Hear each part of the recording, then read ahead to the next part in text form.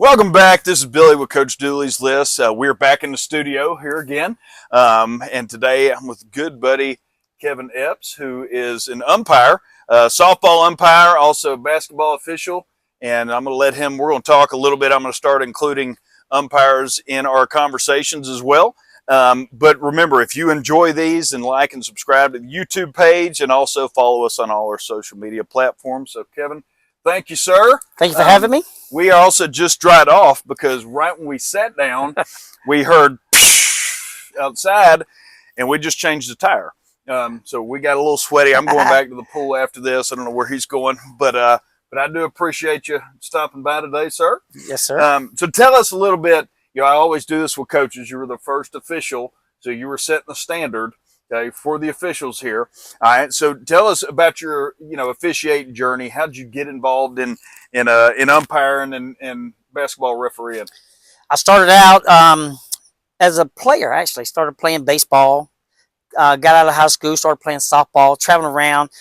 Enjoyed sports. Period. And as I grew, buying property, buying my first house, then you start thinking about income. So I did things to supplement income. And then it just grew on me, and I just started loving it. And that's how I got involved in it so long. Now, so how you got started? What year did you start officiating? This will be my 32nd year. 32nd year. That is awesome. What keeps you coming back? Like you said, you've grown to love it, but it's a lot. I know what you deal with on the field. I know how coaches can be sometimes. So what keeps you coming back every day? The enjoyment, watching the teams grow as kids from the time I see them from youth up to they get adults, and then their parents come telling me, "Hey, you umpired me," and I said, "Let's keep that calm." I love it. I love it. So, what should coaches know about you? When you're headed up to the field, what can they expect from you as an umpire? I hope as they see me coming up with whoever I'm with, my partners, whatever, that they already have an expectation of what they're going to get. As they look at me, they think I'm in good hands today. And that's what I'm hoping. I take my game serious. I take pride in what I do. And I try to work on it every opportunity I get.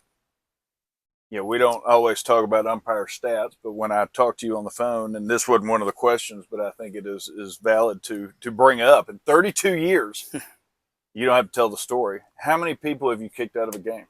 One. Just one. I won't make you tell the story. That they may watch it, but that I think is impressive, especially too, because I know when we first met, I calmed down a little bit over the years, but you were always willing to listen and you hear things out. But there's a line, and people toe the line sometimes, and I know I've towed it. And when you've had enough, you let us quietly know that's it, and that's all I ever needed. Yeah, I think over the years, growing as an umpire, you need to learn how to be a better game manager and how to take a step back as you approach them and be calm about it. It allows you to think better. I think as a coach also, I think it works both ways. Literally everything for sure. So, and again, doing this for a long time, you said baseball, softball, basketball. I'm sure you've done some other things too. What's your favorite officiating story you've ever had? I know you probably got a lot of good ones. I got a lot of good ones. Yeah. You can tell a couple if you want. I'll tell a real funny one. I'm sure like you mentioned a while ago, Brian Eads. He rode the coattail of Brian Dickens for a long time, and both of them were great coaches. I'll never forget whenever they were playing Decula one time in the region finals. I had him at Oconee, and we had he thought was an obstruction. We were good friends. We played softball together. We traveled all over the place. So we was buddies. Right. And Brian Eads comes out on a call that I had made. I called the girl out, and he come out to me and said, "Do you not think that was obstruction?" And I said, "No, I didn't." And then he asked me another question. I looked at him. I said, "Are you the head coach?" He said, "No." I said, "Okay, thank you." I turned and walked off. And when he walked back to tell Brian, that was what was funny. The response that Brian kind of chuckled about it, but they knew. Oh, yeah, yeah. So, you talk about, keeping a level head and that kind of stuff. So if anybody came to you today and said, "Kevin, I want to be an umpire," what advice would you give them before they just jumped right into it? First off, if it's something they want to, is it a career thing, or is it something they're just going to do to, like I started, making money? You want to take it serious. You're there. We do it as a hobby. These coaches, most of them, especially in the high school level, that's their career. That's their livelihood. And we have to respect that. but we want to get the respect that they want as well. Correct. So to me, I would tell them to approach it in a serious manner and be willing to learn from other people and get knowledge at what you're doing. And you'll grow a long ways in there. Depends, and the level of what you want to attend is up to you. I agree. And, we talk about, again, giving advice to anybody who wants to hop in and, what to expect from you. One of the big reasons I told you when I called you, I've seen so many videos now with social media. I know it's gone on for a while, but with how people treat officials, what would you like to say to the average fan that comes up and you say, what should people know about umpires? What before I'm not gonna say moms or dads or whoever start screaming, hollering, all that kind of stuff over their, little Johnny's, at bats and that kind of thing. What would you like people to know? I think the one thing about we're out there trying to do a job, and for the most part, some of us really do care. We're not coming out there to mess something up, and we will. Over time, we will, and we just have to live with it at times. The kids, we're out there for the kids, and what the people don't realize, we have families too that we're away from a lot during the course of the week, and it takes like a village. Me and her, whoever we have to be on the same page together, and we're away from our families. They're with their kids out there. And the respect that we should get, we don't. But we don't, that ain't from everywhere. We do have good people that come up and appreciate what you do. But for the most part, people that's never done it should try it, and then they'd have a flip side of what it's like.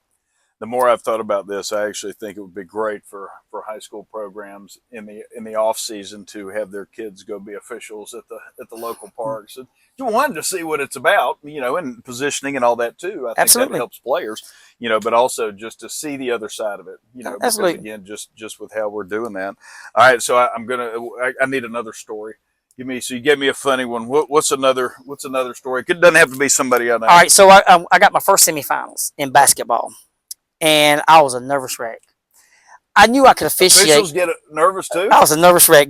So now, not only am I down there, I'm not thinking that that it's going to be that big of a deal. And I tell the girl, my lady, I said, don't expect really big things. We're going to go down here. It's just going to be young. We're going to go about it. I walk in this gym. There's probably 8,000-9,000 people in there. And my hands are all clammy. I'm a nervous wreck. And I go in the locker room and I'm texting her, I don't deserve to be here. And she said, calm down. Yes, you do, or you wouldn't be here. I was nervous all the way till the ball went up. Once it went up, everything was back to normal. So I was the first one. I was a nervous wreck. I had no idea what to expect, and I'm thinking, this ain't gonna be a big deal. Oh, it was a big deal. And all the Georgia high school people, like the big wigs, are down there and scrutinize you and picking everything apart. So it was a bigger deal than I expected, but it was a learning experience. Well, I think too, it goes back to what you said. Once you learn to keep calm, and once they blow the whistle, throw the ball up, first pitch, whatever. Once you get to the flow, absolutely, it's good. So, one of the big ideas behind Coach Dooley's list on the website is really for coaches, but also too, I know officials. A lot of times you got to buy your own gear and those kind of things. Most people don't think about that, but you probably come out of pocket. For a lot of stuff. I don't see them coming out and going, hey, it's new year, new uniform, and that kind of stuff. Absolutely. That's stuff you got to get. So where do you get your stuff from for other officials who need it? I'm going to tell anybody that wants to up and come and be an official.